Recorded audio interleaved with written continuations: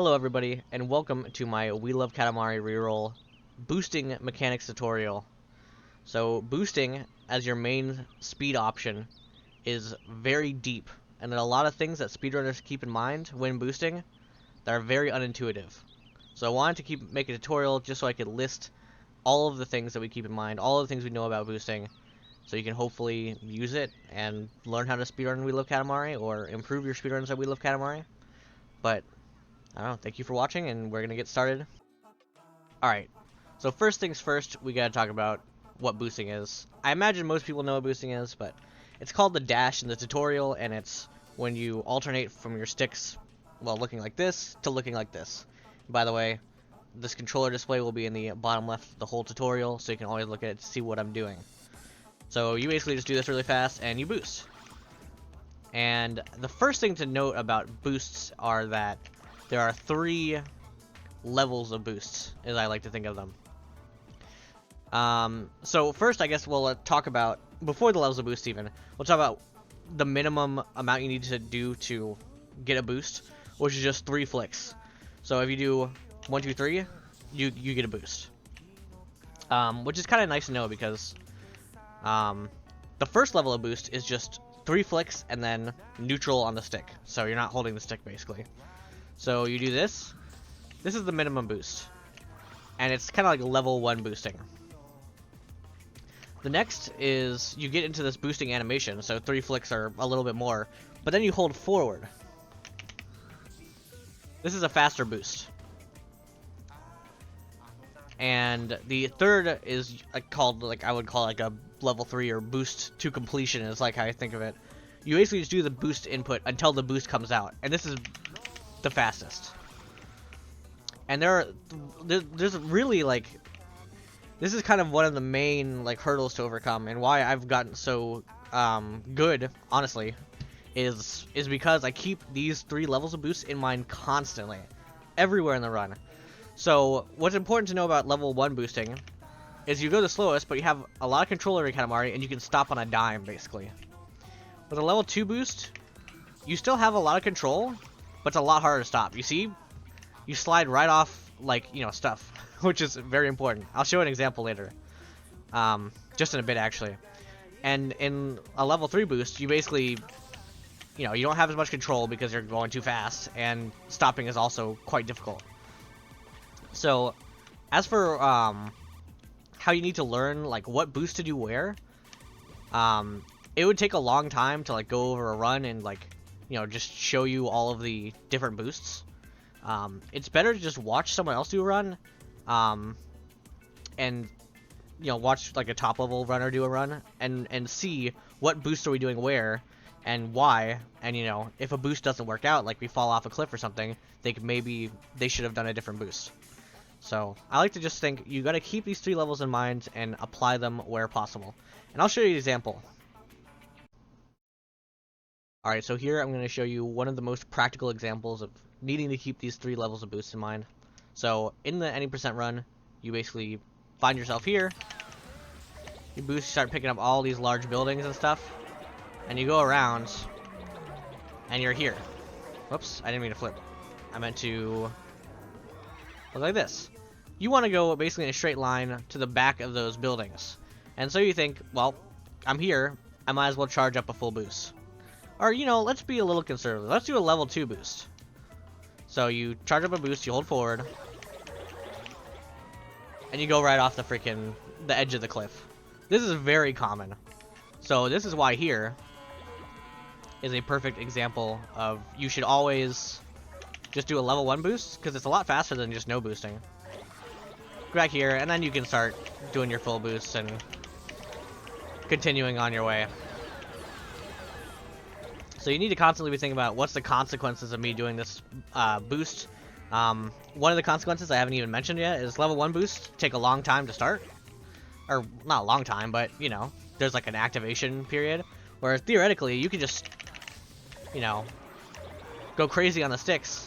It comes out in basically the same time, but you get a lot faster boost, so just keep these 2 levels of boost in mind, and you'll be learning. Alright, the next mechanic to keep in mind is kind of a central mechanic to boosting, It's called your, well, stamina bar, I guess.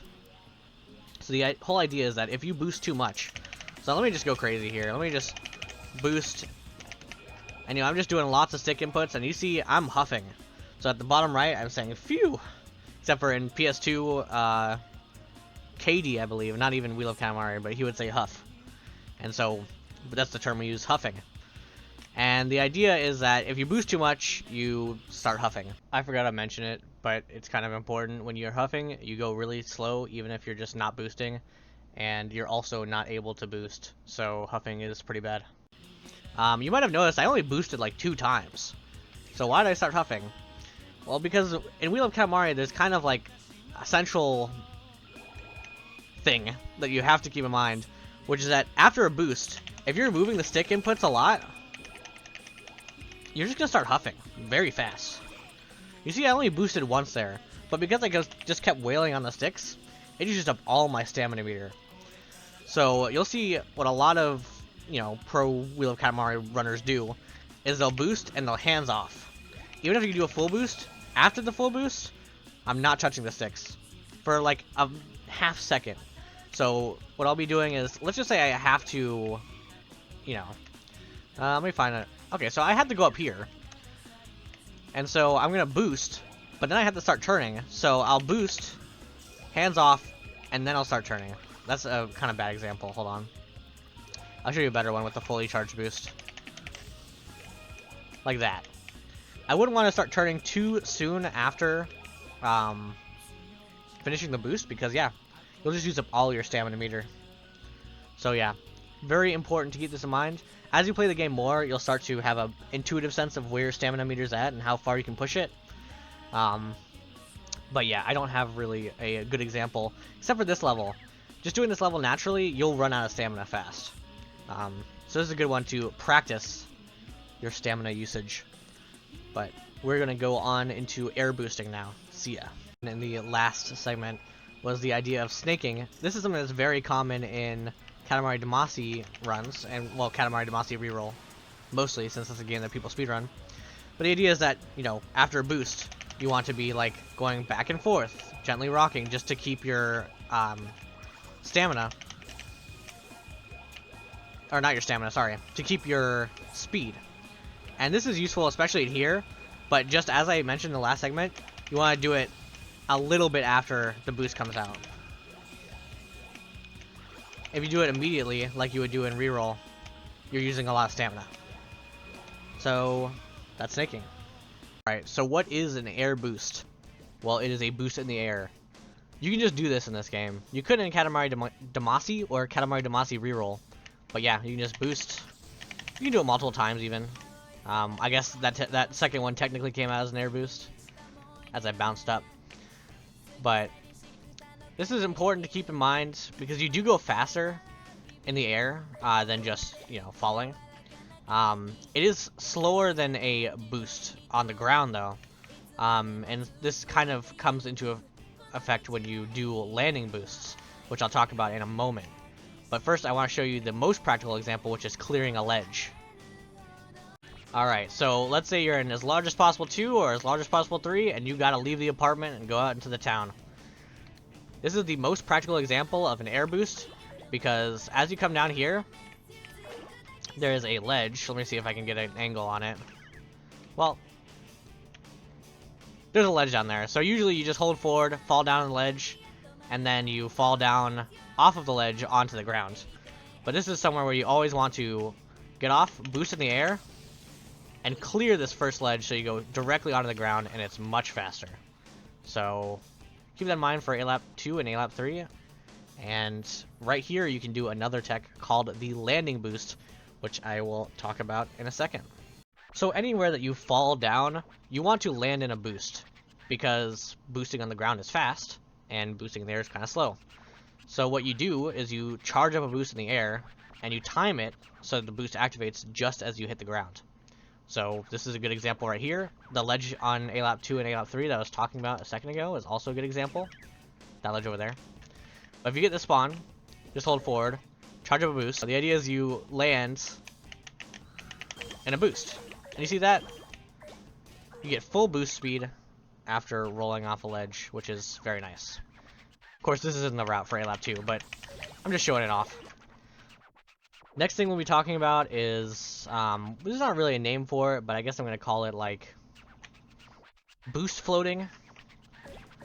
Basically, the idea is that, let's say I want to go over here, behind the couch, but it's a long distance, but I don't want to touch the ground. So you know how I said that boosting in the air is slower? That's only if you don't do this. So I don't know if you can tell, but you can basically just boost and keep boosting and go an extremely long distance. So look at my inputs. You see how I'm hovering? I'm defying gravity. Now this is a strat that is not recommended at all. There's nowhere in the run you ever need to do this besides maybe in A-Lap 2. As you come down the ledge, you can do this if you want. It's not even necessary. And it uses your stamina quite a lot. I'm honestly surprised I haven't been huffing, because I must have been very close a lot of the times. I know that I've done individual level attempts where I start up at this pincushion spawn, which is right up here, and I boost all the way over here, I air boost all the way over here, and then after the first boost I'm huffing. It uses so much of your meter, it's kind of insane. But it doesn't use as much of your meter as this next tip, which is actually useful tech. Alright, this last boosting tip, I'm going to call reboosting. We actually just don't have names for these things. But I'm going to explain to you in detail kind of where we're doing, like what we're doing, where we're going, and why this boosting tip is useful here. So here you want to climb up the ledge and you want to go down here. So, you know, one thing you think is, well, maybe I should boost and go down there. Boosting on this lip is kind of glitchy, so usually I roll off and I go on this lip. And here we're going to boost, but then we think we're going to land again, and we're going to have to do another boost. The problem is sometimes when you try to do that, you don't give enough space in between boosts for the game to register it as a different boost. What happens is you boost, and when you land, the game still thinks you're in the same boost, as long as you're doing the input frequently enough. So you land, and you're already at max boost speed, which is actually ideal here. It's kind of tricky, so I might not get it first try, but well, let's try. There you go. So that's what it looks like. I don't know if you saw, but when I landed, I was at full boost speed. And when I'm at full boost speed, I just go up the ramp, and then I'm finally on another flat thing. If you don't get this, that area is kind of, you know, awkward. But that's that. Let me show you one more thing. Last thing I want to show you is how to get a clean line through this kind of zigzag pattern, which can show up lots of areas in the game. You might think, why does this even matter? But it's actually quite game changing. So, one thing that we don't really do in this game is snaking. But you might want to do that here, where you get this right barrel, and you want to turn left into this left barrel, doing this input. And you want to turn right into this right barrel, doing this input. And then you want to turn left into this last left barrel, doing this input. You can see that's the inputs of a boost. So if I actually do this, I'm just going to reboost. And I kind of forced it there. You can very naturally get a reboost there. You just gotta trust me. So what I do here is, for this barrel, this third barrel to the right, I'm not going to turn right like this, using this input. I'm going to instead hold up and like upright like this. Sorry, I wish the camera wasn't doing that. So you see I do this, left, hold up right, and then I go left again. And it basically just helps you get a really clean line through that, especially if you do it fast. Let me see if I can do it fast, real fast.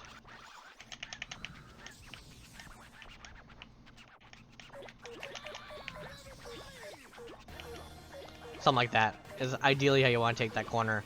And that pattern shows up a couple other times in the run too, so it's something to keep in mind. Alright, I forgot to record an outro, so thanks for watching. I'll see you next time. See ya.